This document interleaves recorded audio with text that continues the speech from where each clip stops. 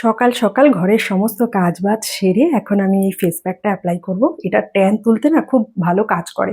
তো সপ্তাহে ২-৩ দিন তো মাখি। এখানে নেচার শিওরের মুলতানি মাটি, তারপরে হচ্ছে তোমার কফির পাউডার আর টক দই নিয়ে নিয়েছি।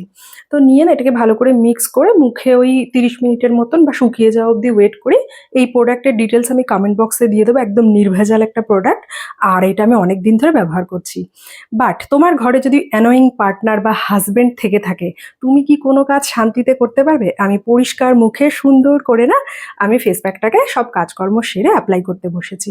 যে চিনি আসার আগে আমি আমার কাজকর্ম সব সেরে নেব। তারপরে তো দেখো কি হলো। शर्मा की दुल्हन जो ब्याह के आई, संग टू सीटर सोफा ले आई।